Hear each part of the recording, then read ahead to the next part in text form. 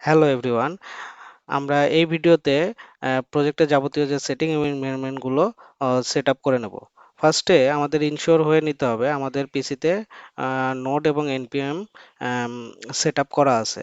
এটা set up করা আছে কিনা এটা যদি আমি চেক করতে যাই, তাহলে আমার গিট ব্যাশ থেকে npm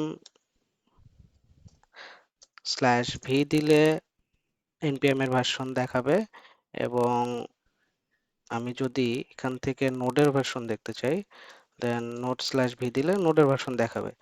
দেন এগুলো যদি ঠিকঠাক মতো দেখায়, তাহলে আমি আমার প্রজেক্ট সেট আপের জন্য তৈরি। ফার্স্টে আমাকে যে কমান্ডটি চালাতে হবে সেটি হলো npm init //y। এটা দিলে আমার প্রজেক্টের ইনিশিয়াল যে সেট আপগুলো সেগুলো হয়ে যাবে প্যাকেজ.json এর ভিতরে। আমি আমার যাবতীয় যে প্যাকেজগুলো সেগুলো ওখানে দেখতে পাবো।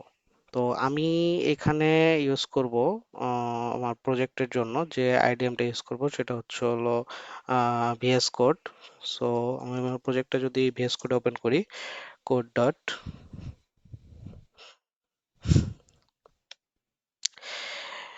তো আমি এখানে এটা হলো আমার প্যাকেজ.json ফাইলটা। এখানে আমার ইনিশিয়াল যে সেটআপ গুলো সেগুলো এখানে আছে, এখানে থাকবে। দেন আমি ফার্স্ট ভিডিওতেই বলেছিলাম এখানে আমি এক্সপ্রেস জেএস ইউজ করব, নোডের যে ফ্রেমওয়ার্কটি আছে সেটি।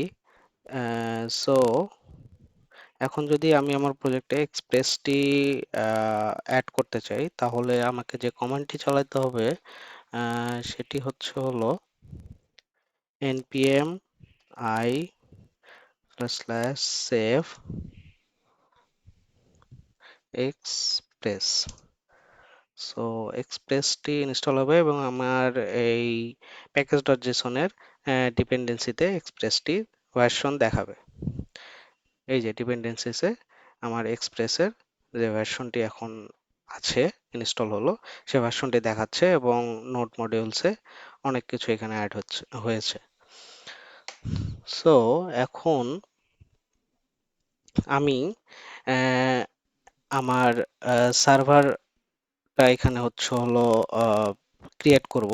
তো আমরা পিএসপিতে যেভাবে দেখেছি, যে নর্মালি আমার পিএসপি প্রজেক্ট চালানোর জন্য থার্ড পার্টি সার্ভার ইউজ করা হয়, যেমন অ্যাপাচি বা আদার্স কিছু, বাট নোড জেএসে আমাদের নিজস্বভাবে সার্ভার তৈরি করে সেই সার্ভারে আমাদের প্রজেক্টটি চালাতে হবে।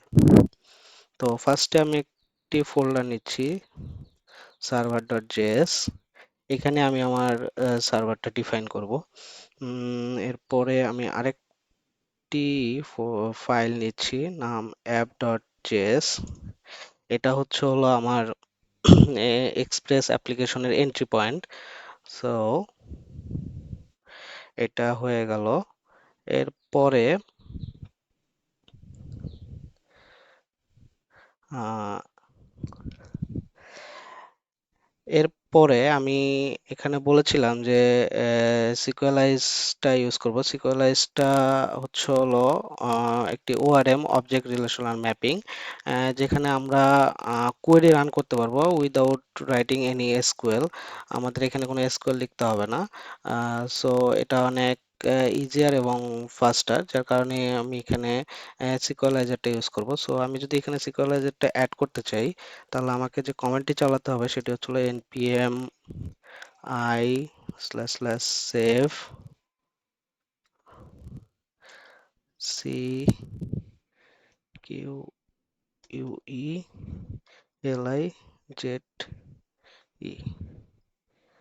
sequelize। ও প্যাকেজ.json এ আমার এটা কমপ্লিট হলে প্যাকেজ.json এ আমার সিকুয়েলাইজটা অ্যাড হয়ে যাবে।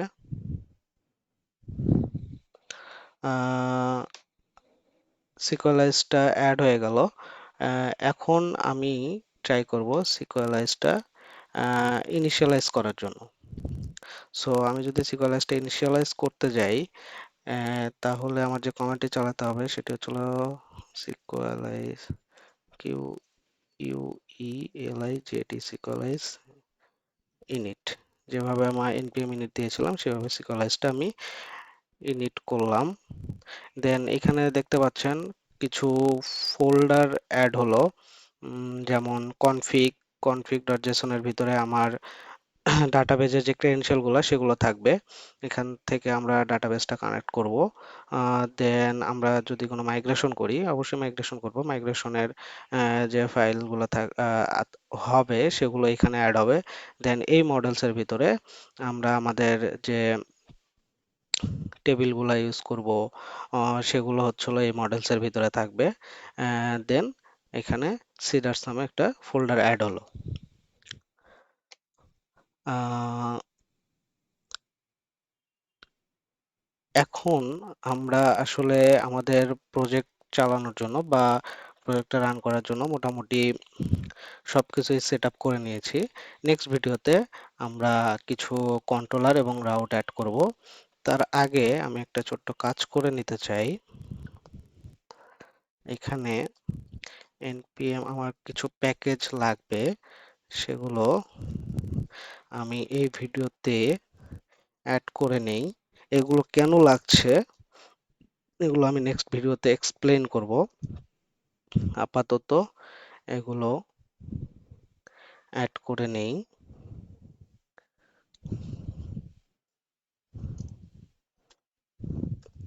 MySQL 2।